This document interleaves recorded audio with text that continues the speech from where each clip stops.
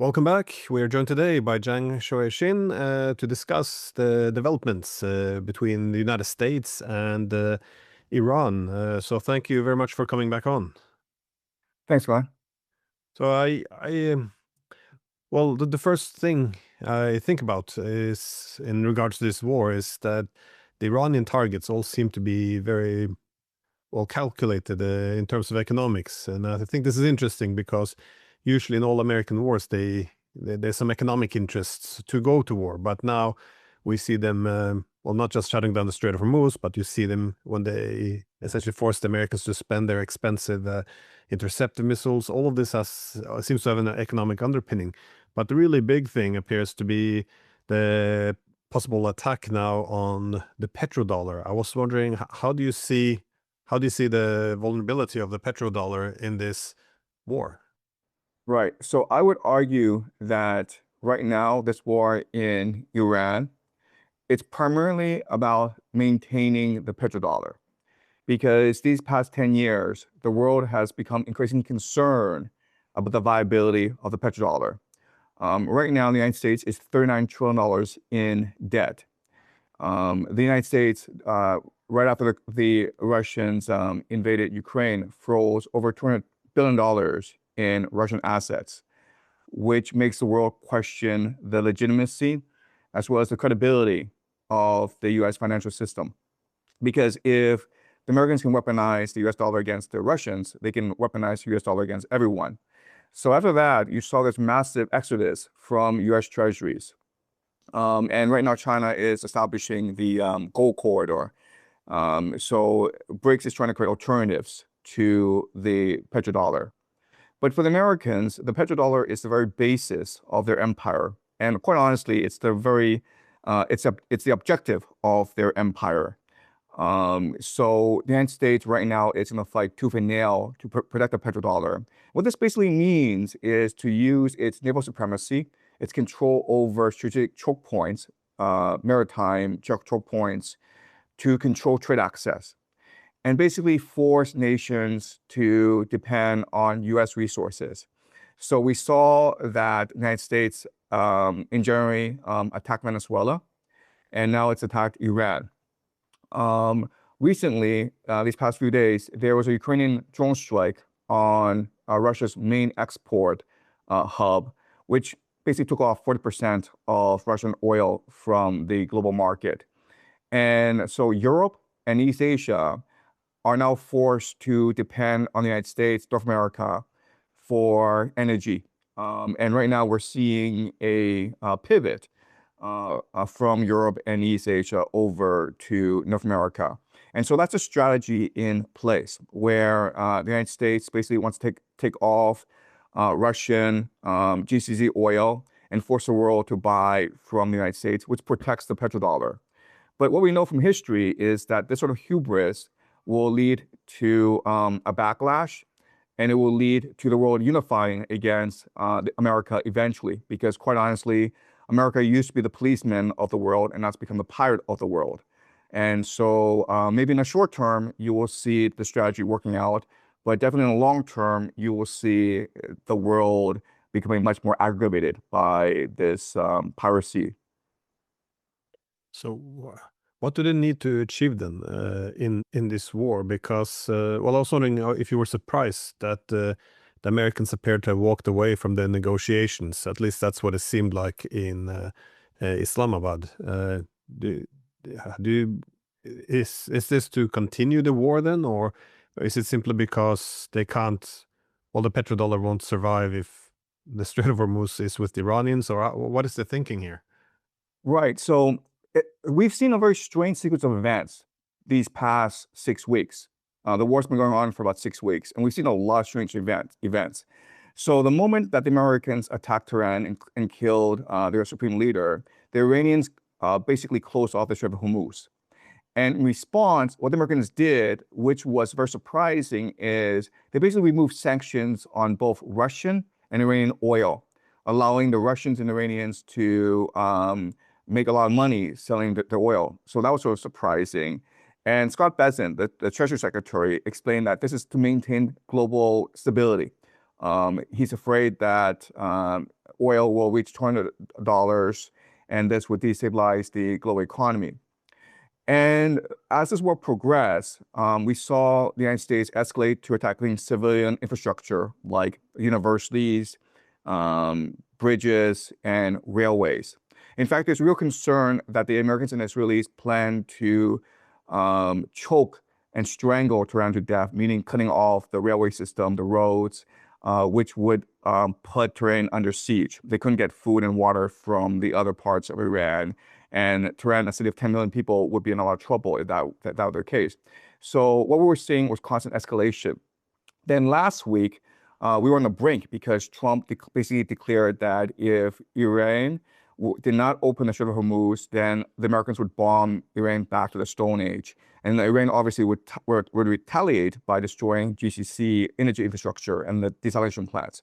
So last Tuesday, we were really on the brink, and it seemed as though we were heading towards World War III.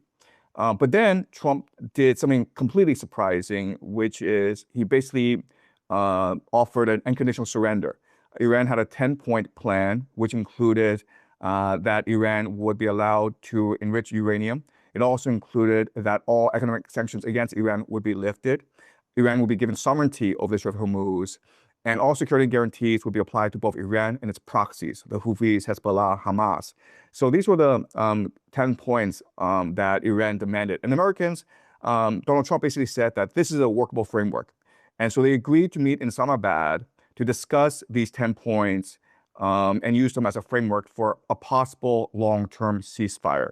We know that once they reach Islamabad, J.D. Vance, Jared Kushner, and Steve Witkoff basically blew off the Iranians. They were not serious about negotiations. The Americans went in with some goodwill, hoping to reach an agreement, and that's where the Iranians went. But the Americans just basically said, no, we're going to stick to our original demands. And so the negotiations went nowhere. And so now we're back to where we were a week ago. So the big question then is, why would the Americans do this? What's the point of this ceasefire?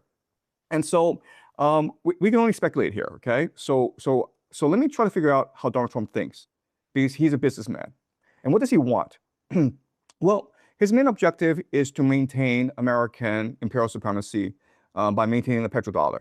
And that basically means forcing China and Japan and South Korea and Europe to buy energy using the US dollar. That's what the petrodollar literally means.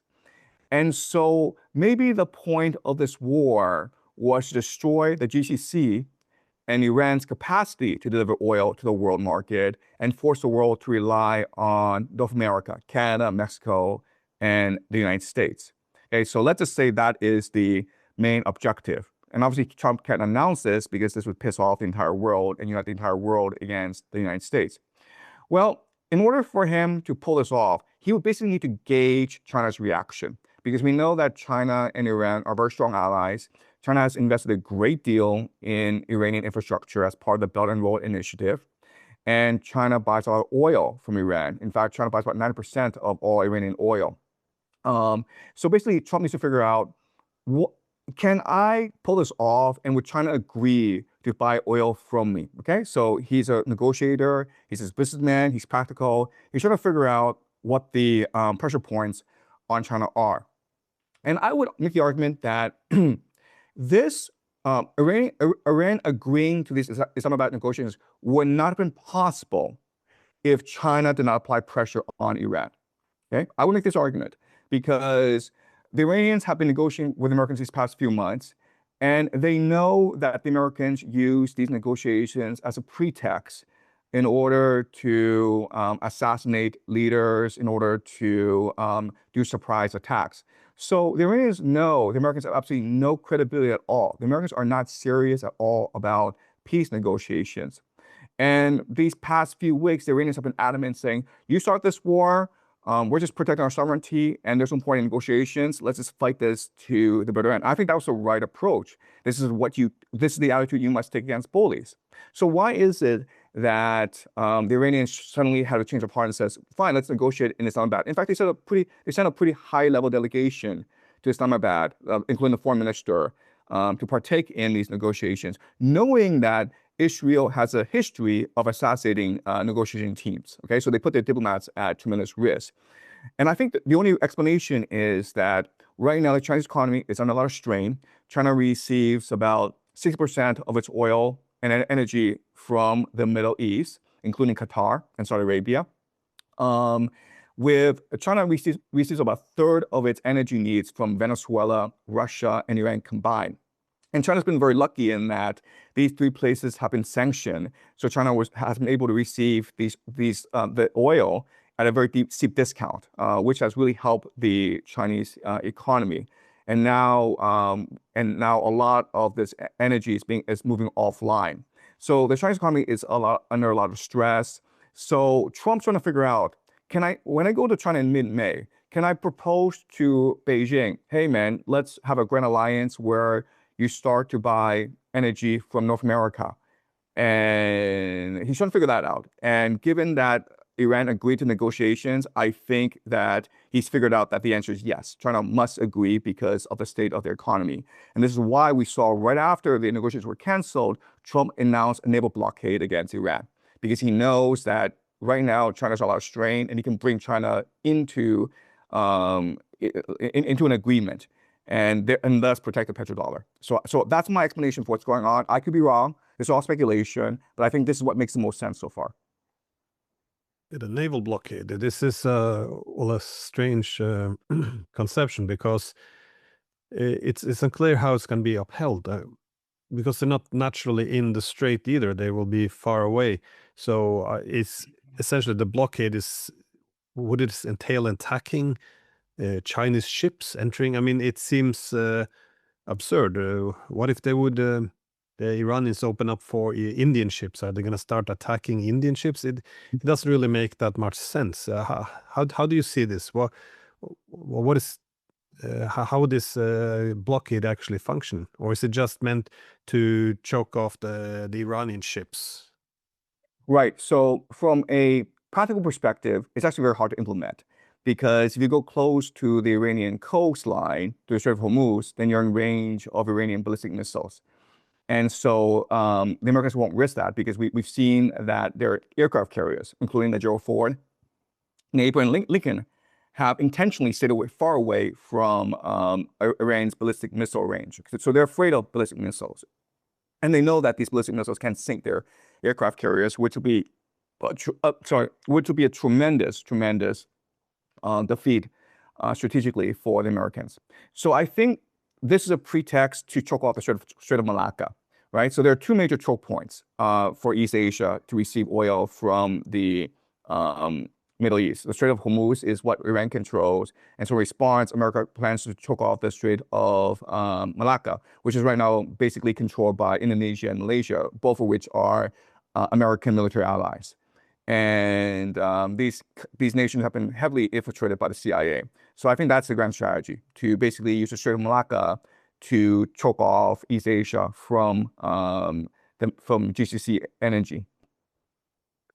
Yeah, but if the Americans actually go through with this attempt to blockade, the Iranians would probably respond with their ally in Yemen, that is to close off the Red Sea at Bab al-Mandab. So it seems that this could be, well, it just seems like this plan is weak at many levels. But it kind of begs the question of what do you see being the likely success of the United States achieving its objective, not just with the blockade, but also with preserving the petrodollar, because Iran is quite resilient. And I'm assuming that the Chinese, much like with the war against Russia, that they know that they could be next on the chopping block, or that they at least are the ultimate targets.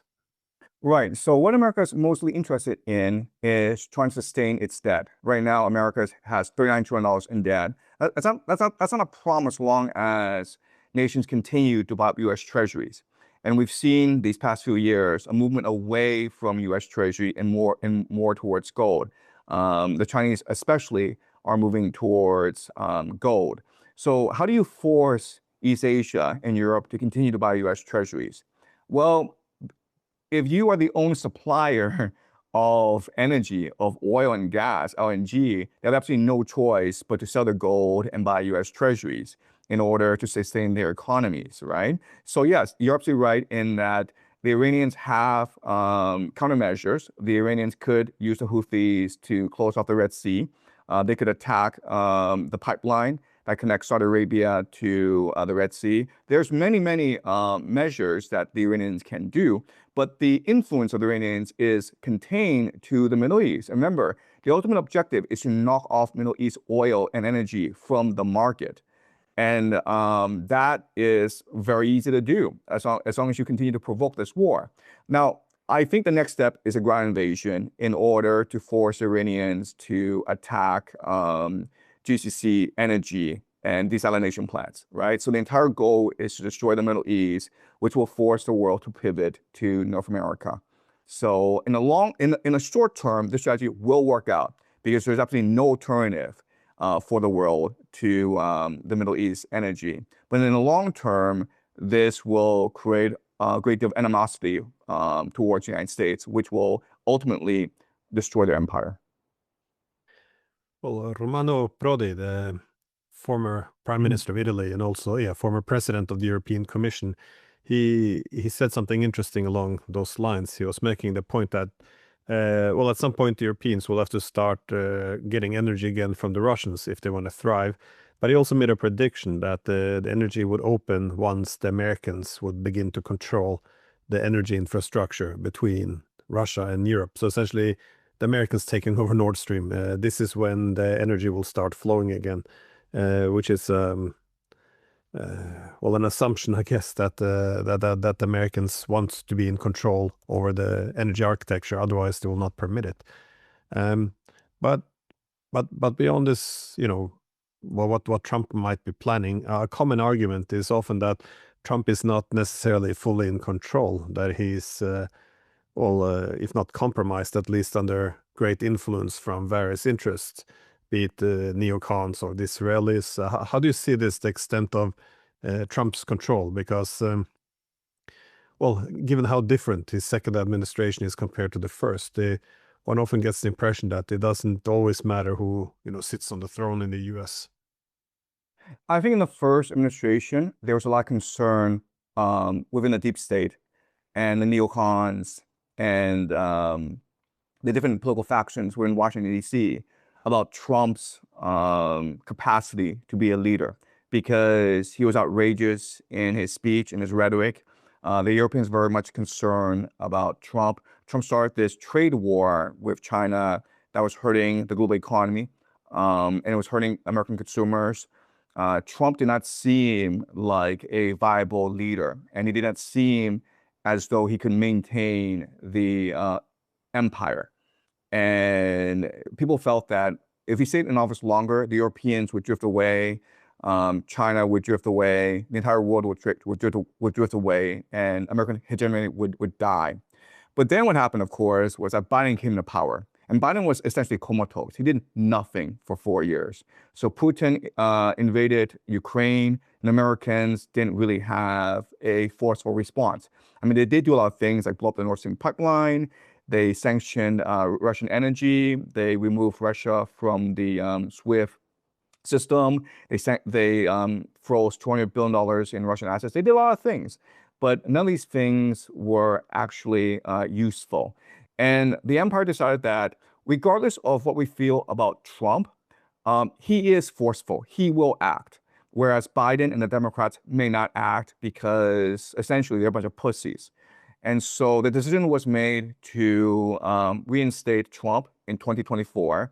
And that's why we are here today. So Trump is an agent of empire. He is doing what the empire requires. Okay. And so what happened before during the Unipolar moment, basically from 1991 up to today, was that America had a lot of goodwill and it was able to achieve the consent of the world, mainly by co-opting the global elite, right? So all these elites in Europe, in Russia, in China, they were mainly concerned about engaging as much corruption as possible so that they can basically transfer their ill-gotten gains into America. And this system worked really well for the elite for a long, long time. But obviously, these nation states were not very happy with the state of affairs. That's why you saw the rise of Putin in Russia and the rise of Xi in China, because there was a lot of concern among the nationalists that America was hollowing out these countries, and they were completely right in the matter. So now you're seeing a direct challenge to American empire. And so the only challenge is you don't have the consent of these nation states, then you must use force to enforce your empire within these nation states. And so before the American military was used in order to guarantee peace in the Pax Americana, it was used to guarantee international trade. They were the policemen of the world in order to maintain the rules-based national order. And now that Russia and China and other nations are questioning the legitimacy of the rules-based international order, what Trump is doing is he is transforming the military, the American military, from a police force into a pirate force in order to extract tolls from the world. So we are in this situation because Trump's first strategy was to use tariffs on the world, right? To force the Europeans to pay tariffs to the American empire. But the Supreme Court struck that down because they said that the executive branch does not have the authority to enforce tariffs. Only Congress does. So Trump's like, well, you know what?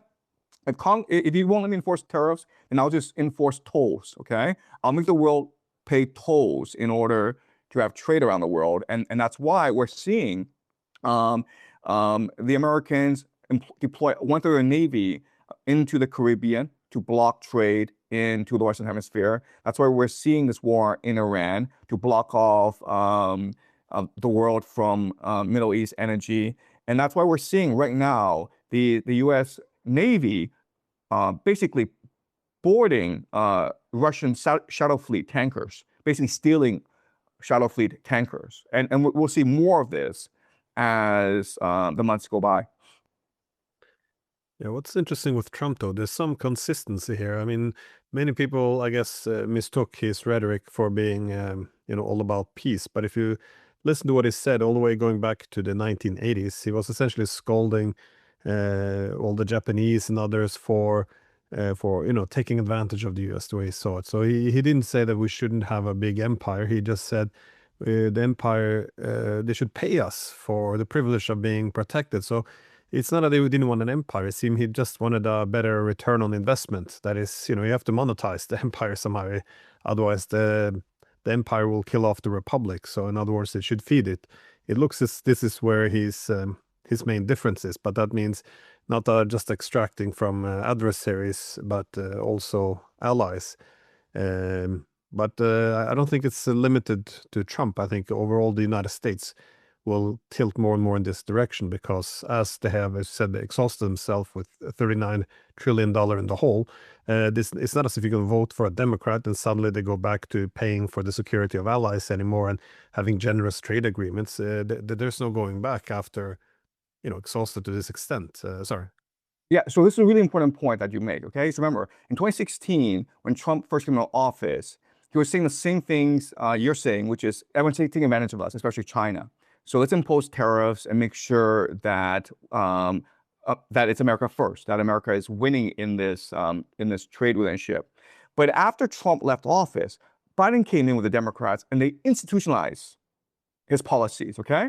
So in the first Trump administration, a lot of it was personal, especially his tariff war against China. And then Biden and the Democrats made it institutional. And so we can expect the same process here where maybe Trump leaves office in 2028, the Republicans lose, the Democrats come into office, and they won't change anything. All they're going to do is institutionalize it and make it a long-term sustainable policy because this is what benefits the American empire.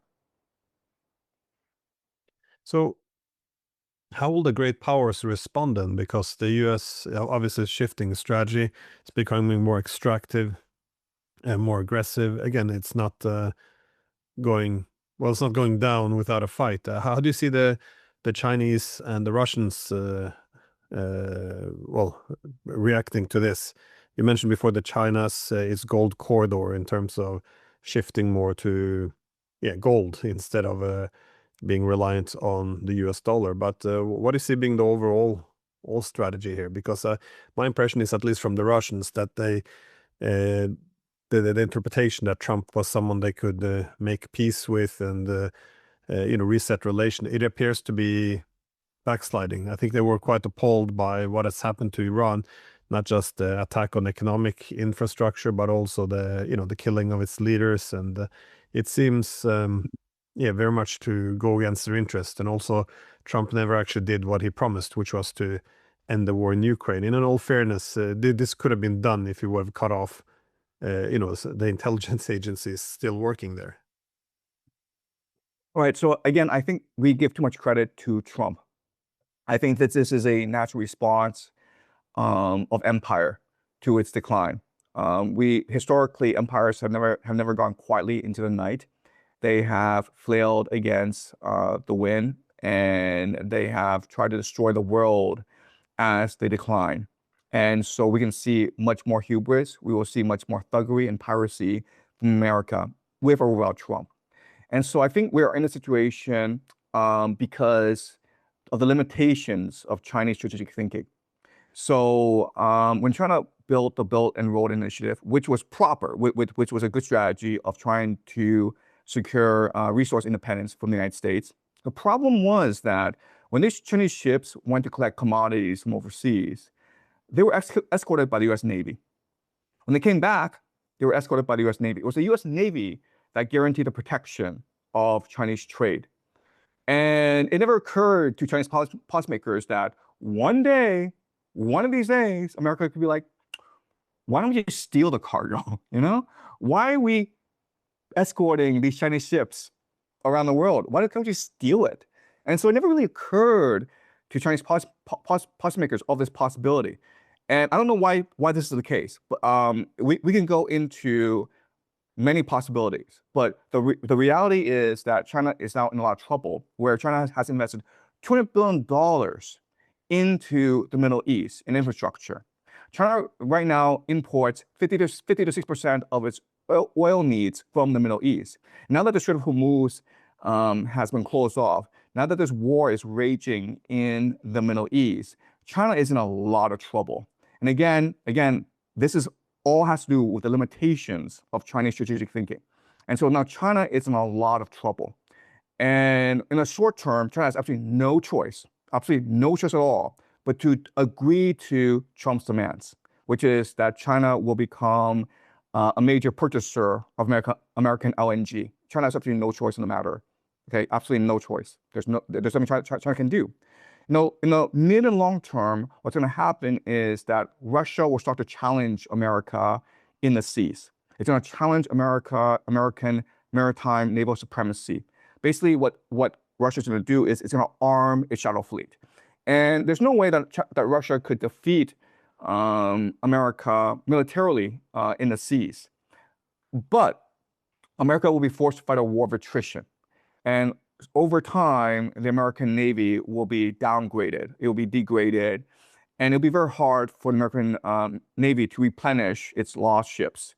And so that's what we're seeing in the long term. But in the short term, there's absolutely nothing Russia and China can do. Yeah, I often think about the current situation. It resembles a little bit like before World War I. That is, you saw Germany building and becoming stronger and stronger in terms of industrial production, steel production, essentially all the key measurements. Meanwhile, the British controlled the seas. Their ability to actually compete against the British was in the hands of the British. So all they had to do is begin to cut off or threaten their supply lines, which is why the Germans also had to find other possible corridors, either land or sea. But it's a little bit with the Chinese, I feel. They have all this, well, probably one of the motivations behind the Belt and Road Initiative, that is, you can't rival the US as the leading economy, while the Americans are then organizing their organizing their supply lines and their physical transportation corridors. It doesn't make much sense. But this return to I guess, piracy, as you say, or choking off these different transportation corridors. We've seen, of course, the blockade on Venezuela, Cuba, the hijacking of these Russian ships. By the way, the hijacking of Iranian tankers have happened for some years now before this war as well. So I get it that our hegemon in decline will begin to weaponize all the economic levers of power. That is access to its technologies and industries, transportation corridors, banks, currencies. All of this is weaponized. But the United States isn't all powerful either. I mean, what is the main challenge for the US to hold out? Because, as you said, they're struggling with their own debt. This is all their economic trouble is also translating into social and political instability. So it looks as if, they can't afford to play this game with the Iranians for too long. That, at some point they will have to put an end to this thing. I think like the goal is to have this war continue for as long as possible. And the reason why is that if there were peace in the Middle East, what would happen is that Russia, Iran, and China would get together and form a trade alliance to counter America's control over the seas. And this trade alliance could extend easily into Europe, into Africa. This is what McKenna calls the Heartland thesis, right? Where America and Britain, the way for them to maintain their empire is by controlling maritime navigation. And the great concern is that a power would emerge in Eurasia to unite the Heartland and basically negate Anglo-American naval power. And so this war in Iran cannot stop. If it stops, then Russia could achieve its north-south trade corridor, and China could implement its Belt and Road initiative. And given the how America is starting to behave, then I think that Europe, the Middle East, Africa would happily join this trade alliance and basically try to ignore the Western Hemisphere and Britain. And so there's no way that America will cede Iran and leave Iran alone. It's going to send in ground troops to create as much chaos as possible and try to disrupt the Belt and Road Initiative. So what we're seeing is that the Israelis and Americans are targeting railways in Iran, which is crucial to the Belt and Road Initiative. And so we can expect maybe mowing the lawn of Belt and Road infrastructure for years and years. Yeah, I couldn't help but to notice the targeting of the railroads as well as some ports in the Caspian. So this entire international north-south transportation corridor which have been building from Russia, Iran to India, this is being undermined. But also, of course, Iran's connectivity with China. So, but I'm just wondering about the feasibility here, because what exactly can boots on the ground achieve, but also can the United States get the boots on the ground, because they're quite overextended already. Right. So the boots on the ground, it's basically to maintain the war, right? So the problem with air warfare, which is what the Americans and Israelis have been using for the past 6 weeks, is that it's gonna be very hard to maintain your air power. We're already seeing some planes crashing because they're not well maintained. We're seeing the Iranians adapt very creatively and resiliently to American air power. So you can only establish air supremacy by having boots on the ground. And so I think the main objective of the boots on the ground is not necessarily to take over Iran. I mean, that's a suicide mission, but it's basically to secure the coastline and try to degrade Iran's air defenses and basically force Iran on the defensive. The main objective, I think, if I'm fighting this war, I think my main objective is to choke off Tehran, basically to cut off all railways, cut off all roads, and basically force the population into starvation. So this is where you think we're going? I think so. Destroying the population, or as Trump would say, kill off a civilization? That's right. That would be the strategy moving forward. Yes, to basically besiege Tehran. It's just such a big country. It seems hard to. Yeah, again, if the railroads are undermined, but it also has its domestic problems, though. That Trump needs to. It's not a popular war among the public, and it has some fierce political opposition, only intensified with the political polarization. I do want to ask about NATO, though, because this is was often perplexing to many Europeans, because while in the Gulf states they're now discussing the extent to which the being frontline states for the U.S. is actually harmful to the security. They're having some of these talks in East Asia as well. But in Europe, I mean, they must be the most loyal, obedient allies or frontline states of the United States. I'm convinced they would have possibly joined the war on Iran if you would have asked them before it went south. But does it seem to be such an objective for Trump to, I guess, undermine NATO? Because this is the main. I mean, the Europeans don't have much political imagination to have security without the United States. So, it looks like a massive resource to have the Europeans essentially buy whatever America wants to use their currency, buy their energy, buy their expensive weapons. I mean, the Europeans will do anything if they believe America will be there for them. So why make this big show out of we're not going to be there for you anymore? Because if there's one thing that would make the Europeans break off and seek an independent path from the United States, it's essentially the U.S. has to shut the door on them because they're not. Otherwise, they wouldn't shut the door on America. So it's a bit strange how I can understand that NATO's not that the Europeans, they're not really a force amplifier. They're not bringing much to the table. They're a bit of a cost, but still, it's a bit strange how dismissive he is of them, though. So I think that the real war is actually not between the United States and Iran. I mean, the real war is between the globalists and the nationalists, right? So in the United States, it'd be a war between the financial elite, as represented by the city of London and Wall Street, versus MAGA and America First. And so what Trump wants to do is basically transition America from an empire into something called a technate, which is the idea of a greater North America, right? So move away from the world and just focus on consolidating greater North America, taking over Canada, taking over Greenland, taking over Mexico, taking over Cuba, Venezuela, Colombia, Honduras, Nicaragua. Okay, so these countries that Trump has been pissing off for the past few months. Okay, but the grand vision is to transition America into greater North America and become a continental fortress that sells resources to the rest of the world because the rest of the world is at war and is in desperate need of both fertilizer and energy. And so Trump really sees NATO as part of the deep state, as part of the globalist class.